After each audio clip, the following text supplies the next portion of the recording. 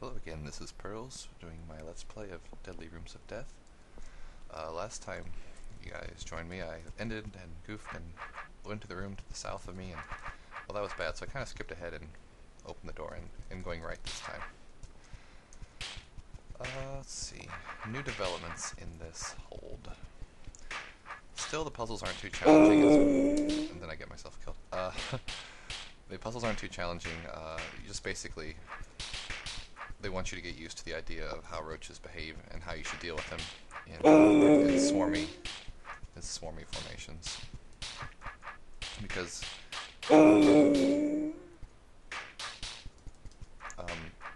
efficiency, like I said before, will become a primary issue, especially with these queens. Clear. And so, bearing that in mind, they're probably just gonna keep throwing a bunch of random roach locations at me until new game elements are appropriate.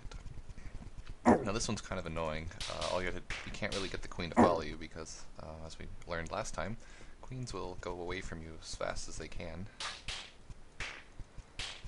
And you use this to your advantage actually here to force them into a hallway that you can actually reach them in, such as the upper corner there. All the while dealing with the roaches she sends at you.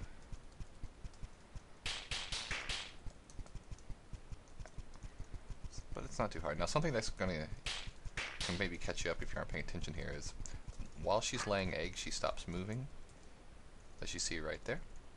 And that actually becomes sort of a puzzle element after a while.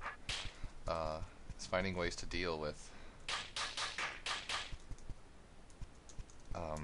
certain situations because the queen has to stop for a second. And so you'll force the timer to begin at a certain time, and timing becomes everything. Which you wouldn't think it would, seeing this is a turn-based game, but it definitely does. And Beethra apparently loves killing mothers so much that he laughs maniacally every time one dies. This would be an example of when timing is pretty important. It says here that good timing makes things a lot easier. I wouldn't want the queens to go off, so I'm going to wait until the timer's just passed when they are permitted to hatch. Clear. I'm sure there was a cleaner way to take out these roach queens. Every time I've played this game, that little message about there being a cleaner way always baffles me because I honestly don't know the better way to do it. I'm sure there is, but I haven't figured it out yet to get the message to stop. This would be an example of when I said entering the room is kind of Can I kill off those queens before they dump eggs? Because like this one gives me a free shot at that one while being able to force them both upwards. Otherwise this room gets kind of messy. But Ha! Easily. I get rewarded for that. This is the room that I accidentally stumbled into last time when I went down. I was like, oh, I should do that. And the reason I thought against it last time was, well, I'll show you when I get to the lower room. But there's a wall of force arrows that doesn't allow me to clear the other rooms that we just got through. And that is just time consuming and silly. This first game, this King Dugan's Dungeon, it's part of so far a trilogy, but it's going to continue. Journey to Rooted Hold, which comes after this, and then The City Beneath, which I'm using the City Beneath's engine to run this game, as you may notice when I started up the screen in the first episode. But I really like this particular game, but I feel like some of the holds are unnecessarily like punishing in terms of just which order you take them in. But it's still a very good game.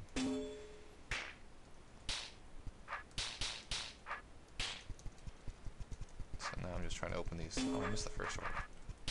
To be able to get to the roach queens. Levels so far will become thematic after a bit. For instance, this one is roach queen themed. Not that there won't be more roach queen themed, but it after a while might become like roach queens plus some other game element, and it'll be a bunch of puzzles based around that idea. Oops. This could get hairy. Son of a...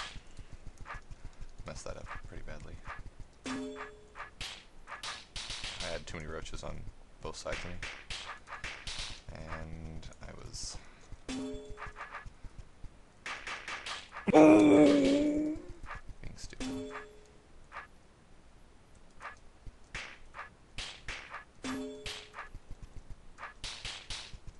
That little back retreat out of diagonal is one of my favorite maneuvers because it's so clean. Like that. Oh, I love it. Let's see here. If I can do this without being completely ridiculous this time.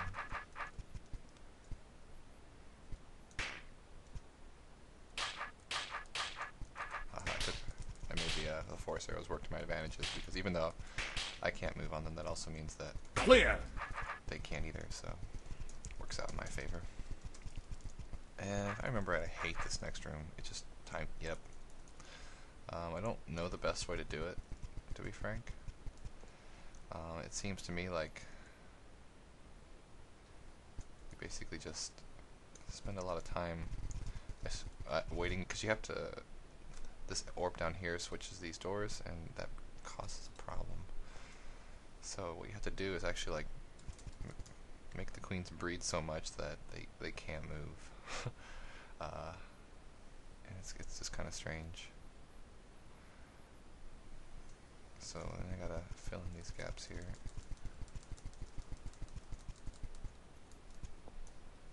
And keep forcing them to make more stuff.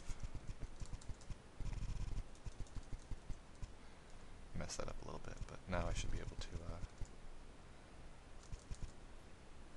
see, you know, if I do this I should be good. As long as I fill in this remaining gap in there and hold them where they have nowhere to run, I should be okay.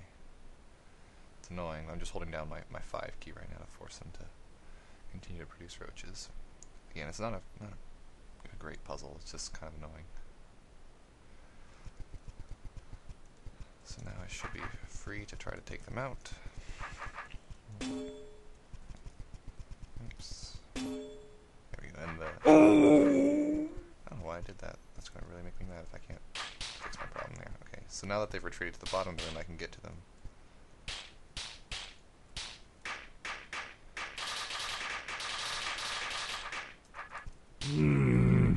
Beetho's very happy about killing all these roaches. Okay, let's see what we can do here.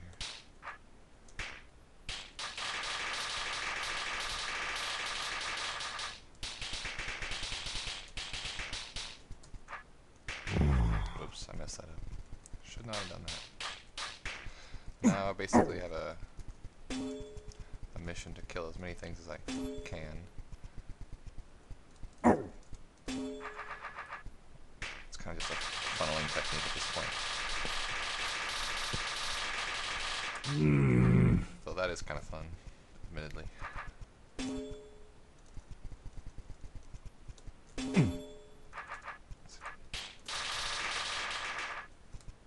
Let's get these all spread out down there as best I can.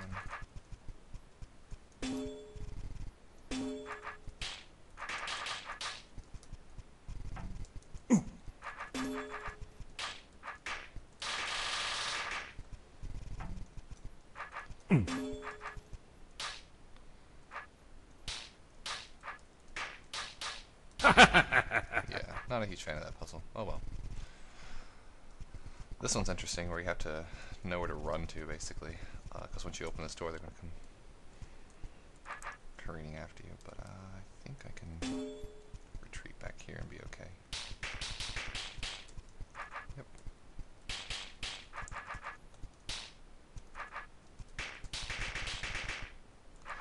And once again, I'm running out of time because 10 minutes goes by so quickly. Right? I'm gonna have like 9 trillion Let's Plays. It'll be the Sea Scrab's La Mulan one. Oh man. Not that it wasn't good.